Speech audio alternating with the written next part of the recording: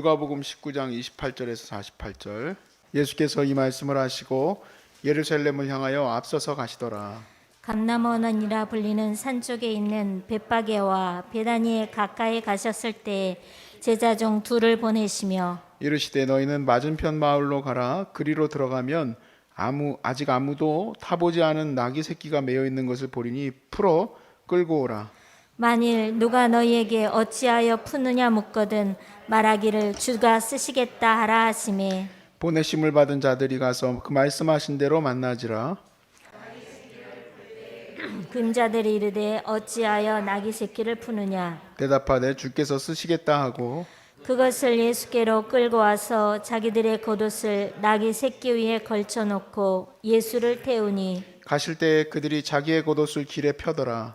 이미 감람산 내리막길에 가까이 오심에 제자의 온 무리가 자기들이 본 바 모든 능한 일로 인하여 기뻐하며 큰 소리로 하나님을 찬양하여 이르되 찬송하리로다 주의 이름으로 오시는 왕이여 하늘에는 평화여 가장 높은 곳에는 영화로다 하니 무리 중 어떤 바리새인들이 말하되 선생이여 당신의 제자들을 책망하소서 하거늘 대답하여 이르시되 내가 너희에게 말하노니 만일 이 사람들이 침묵하면 돌들이 소리 지르리라 하시더라.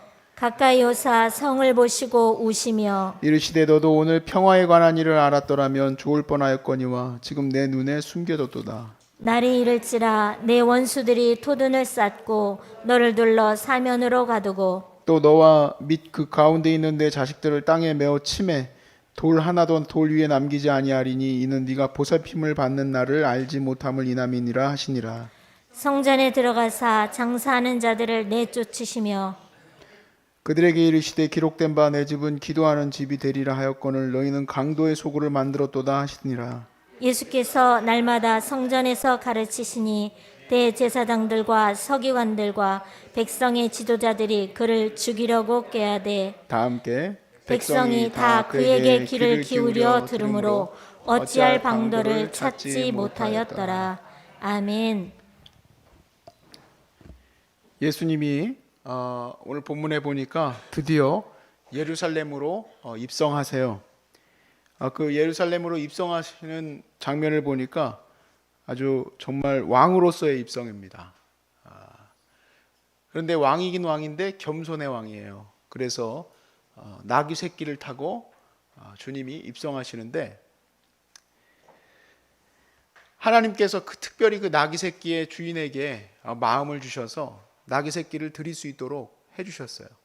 그래서 주님이 나귀 새끼의 등에 얼핏바 되어서 올라가시는데 사람들이 자발적으로 다 자기의 겉옷까지 깔고, 왜냐하면 우리가 보통은 왕이 가실 때는 이제 주단을 쫙 깔아야 되지 않겠습니까?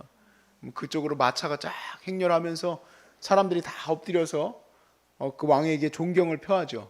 근데 영화 같은 거 보면 어때요? 다 이렇게 엎드려 있는데 옆에 있는 사람하고 수근수근 거리죠. 저 죽일 놈의 자식 저거 죽어라 그러면서 뭐 이제 서로 얘기하잖아요. 근데 예수님의 입성에는 그러는 사람이 아무도 없어요. 예수님께서 예루살렘에 올라오시는 게 너무 기쁘다는 거예요. 너무 즐겁고. 그래서 사람들이 하나님을 찬송했어요. 하나님을 찬송하는 그 찬송을 들어보니까 38절에 이르되 찬송하리로다 주의 이름으로 오시는 왕이여 하늘에는 평화여 가장 높은 곳에는 영광이로다. 야, 이건 정말 한 사람을 향한 극존칭의 찬양이겠죠. 그냥 저 분으로 인하여서 땅에는 평화가 이르게 된다는 거예요. 이 모든 곳에 평화가 이르게 것이고 가장 높은 곳에서는 영광이다. 그렇게 사람들이 찬양을 만들어서 찬양하기 시작했어요. 근데 이 얘기를 듣다 보니까 바리새인들 중에서도 예수님을 쫓던 제자들이 있었죠. 그러니까 바리새인들이 민망했던 거예요. 이게 웬 이런 찬양을 하느냐, 주님 선생님께 이런 찬양을 하면 되겠습니까? 그래서 39절에 무리 중에 어떤 바리새인들이 바라되 선생님이여 당신의 뭐라고 그랬습니까? 제자들을 책망하소서 하거늘 주님이 근데 이렇게 대답하세요. 40절에 대답하여 이르시되 내가 너희에게 말하노니 만일 이 사람들이 침묵하면 뭐가 소리 질러요? 돌들이 소리 지를 것이다. 그러는 거예요. 제가 어제 우리 야외 예배를 드렸어요. 우리가 밖에서 예배를 드렸는데 밖에서 드리니까 그렇게 큰 문제가 없죠. 같이 이제 밖에서 있었었고 다 따로따로 떨어져서 이렇게 예배를 드리니까 그렇게 큰 문제는 없었지만, 그래도 옆에 등산객이 옆으로 쫙 지나가면은 예배 드릴 때 주 하나님 높으신,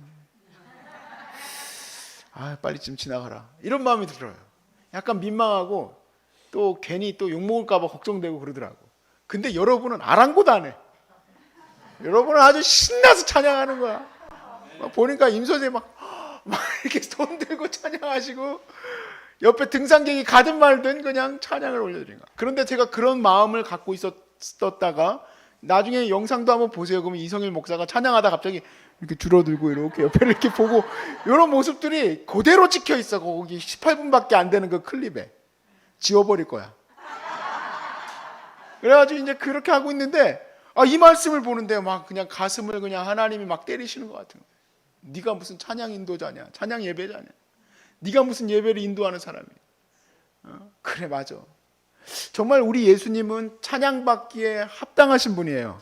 그런데 찬양받기에 합당하신 분임과 동시에 저는 항상 찬양받기에 합당하신 주님에 대해서만 이 본문에서 느꼈었는데, 여기서 또다시 느껴왔던 건 뭐냐면, 찬양을 드릴 만한 자들, 하나님을 예배할 만한 자들을 주님이 찾으시는구나. 그들이 지금 이곳에 나와서 예수님의 입성을 찬양하잖아요.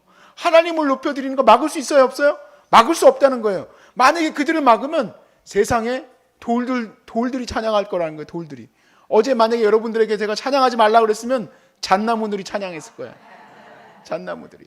그럴 정도로 우리 하나님은 찬양받기에 합당하신 분인 거예요. 나한테 그러는 거예요. 새벽에 말씀 준비하는데, 나는 찬양받기에 합당한 하나님이다. 모든 만물이 나를 찬양하기에 합당한 하나님이다. 너는 민망해했지, 내가 사랑하는 환우들은 다 나를 기뻐 찬양했다. 얼마나 죄송스러운지. 그래서 빨리 그 유튜브를 지워버리기로 마음을 먹었어요. 빨리 지워버릴 것 같아요. 얼마나 정말 여러분들이 아름다운지 몰라요. 하나님을 예배하는 모습이 가장 아름다워. 그런데 제가 이 말씀을 보면서 그 다음 구절이 이렇게 매칭이 되어지는데, 우리 할 일이 정말 많다. 소중한 사람들의 역할이 무엇일까? 병 낫게 하는 거, 또 뭐 가난하고 어려운 사람들에게 밥을 나눠주는 거, 오케이, 그럴 수도 있습니다. 근데 메인 사역이 뭐냐? 하나님을 예배하게 하는 사역이에요. 하나님을 매일 예배하는 사역이에요. 저들의 입을 막을 수 있을까요? 못 막는다, 이 얘기 못 막는다. 하나님은 찬양받기에 합당하신 분이기 때문에 지금 오늘날 이 시대에 소중한 사람들, 서울역센터와 또 지금 똑같이 지금 예배하고 있어요. 서울역센터도. 그리고 저기에서는 여러분이 예배하고 있어요. 찬양받기에 합당하신 주님이 어떤 요양병원에 가보니까 거기에 있는 체풀실에는 곰팡이가 가득하대. 예배를 못 드리게 해서. 여기에서는 가장 손때가 많이 타는 곳이 어디냐? 예배실이에요. 예배실. 예배실에서 심지어는 어떤 목사님이 이런 얘기를 해요. 우리가 그동안 예배실을 너무 크게 진 것 같다고. 왜 그런 생각이 들까요? 왜 그런 생각이 들까요? 예배가 없어졌어요. 근데 이곳에서는 하나님이 정말 어떻게 이렇게 또 설계도 잘하셨는지 나누어서 알아서 저쪽 건넌방하고 이쪽 방하고 예배도 드릴 수 있게 해주셔가지고,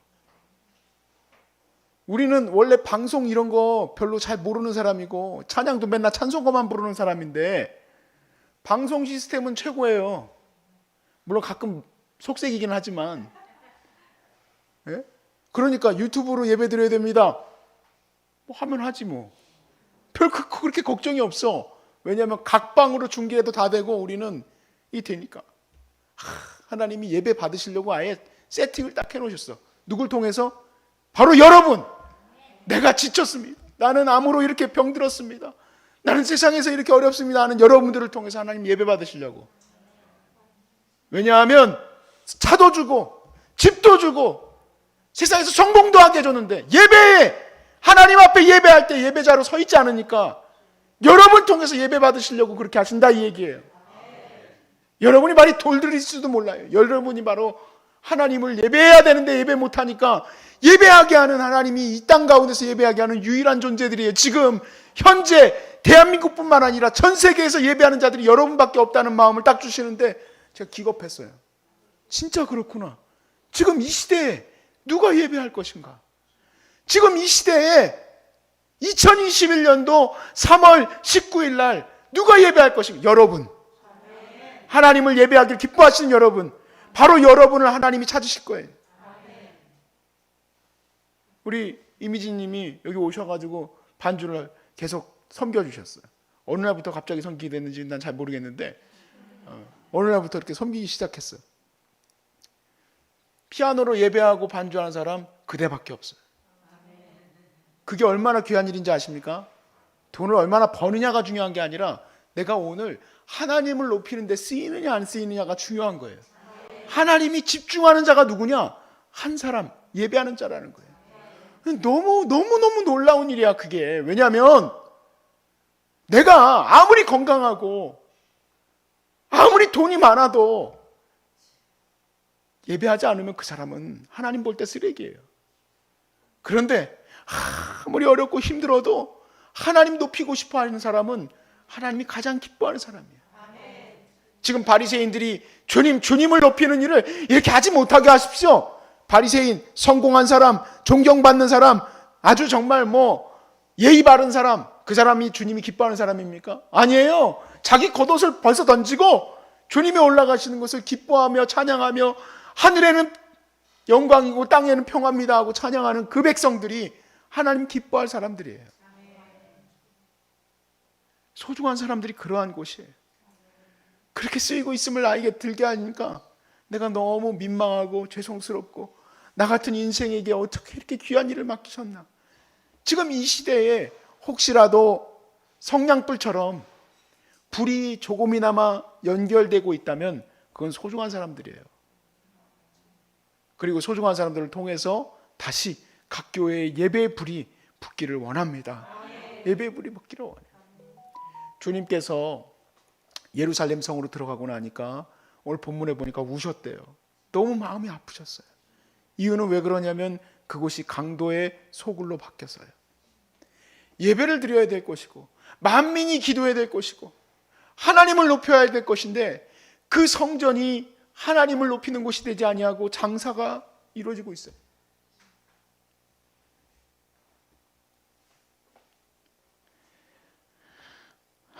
교회들을 비판하지 않기로 작정했기 때문에 더 이상은 얘기를 못하겠고 우리의 사명이 그렇다 이 얘기입니다.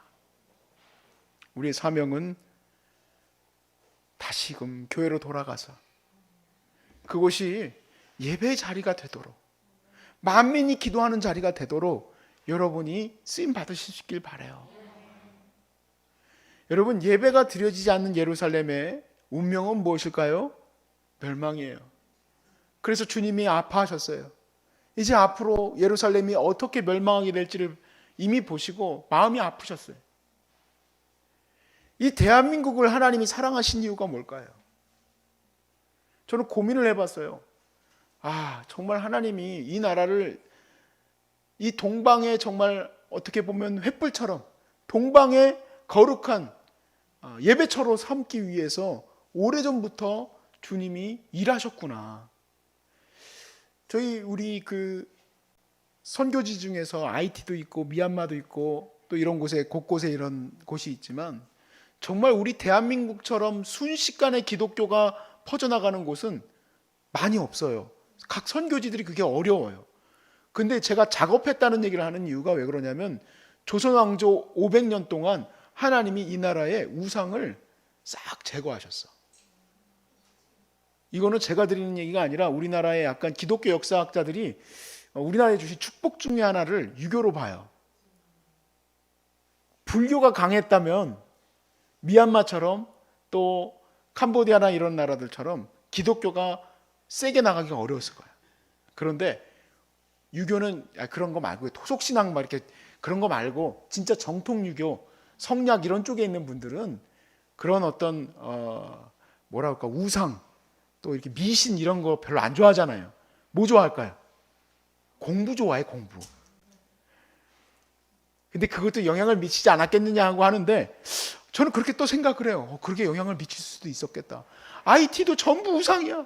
거기도 기독교가 들어가긴 들어갔는데 부두교하고 연합이 돼가지고 막 동물 피 막 닭모가지 잘라놓고 막 이런 이상한 곳으로 바뀌어 있고,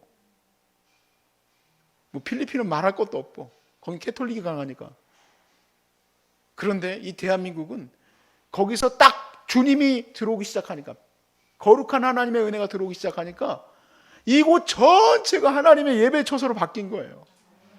그리고 신사참배 같은 거 들어와도 목숨을 내걸었던 우리 신앙인들 때문에 대한민국 백성들이 이제 무섭잖아요, 그렇죠? 김치 먹는 백성은 무서운 백성이에요. 중국 사람들은 내가 보니까 무섭지 않아. 자기들이 뭐 김치 종주국이라고 그러는데 김치의 맛을 몰라. 그 사람들은 김치 먹는 사람들은 매운맛을 알거든. 죽이려면 죽여라 해가지고 정말 이 나라는 하나님이 이렇게 예배의 처소로 삼아주신 곳이에요. 근데 오늘날 보니까 안 그런 것 같아서 내가 너무 마음이 아픈 거예요.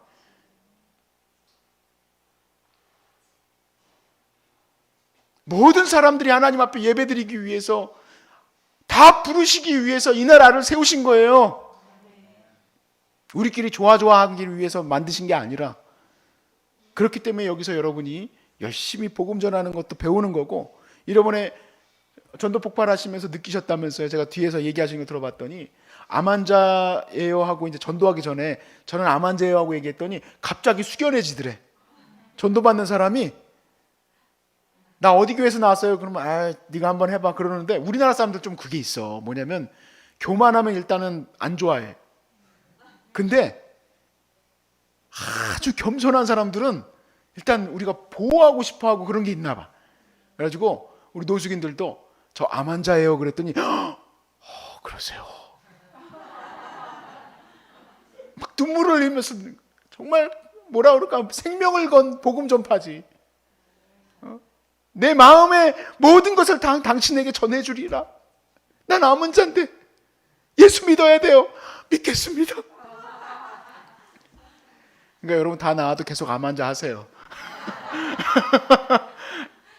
내가 암 환자였는데 그래도 먹힐 줄로 믿습니다. 아무튼 지금 이 시대에 암이 창궐하고 곳곳에서 신음하고 아파하는 곳에서 그들이 하나님의 예배자로 서게 될 줄로 믿어요. 하나님 감사합니다. 여러분이 그렇게 예배를 드릴 자로 온전히 지금 세워졌음을 믿으시길 바라고, 여러분이 예배하고 찬양할 때 막을 자가 없습니다. 하나님께서 여러분 예배 받으시는 것을 가장 기뻐하실 거예요. 오늘날 한국교회 소망은 여러분이에요, 여러분. 그래서 여러분을 통해서 온 나라와 또 온 민족과, 나아가서 북한과 중국과 러시아와 나아가서 키르기스탄, 카자흐스탄까지 다 나아가서 주님이 영광 받으시는 날이 제가 그래도 한 60 전까지는 올 수 있기를 축복합니다. 우리 주님이 그렇게 하게 하실 거예요.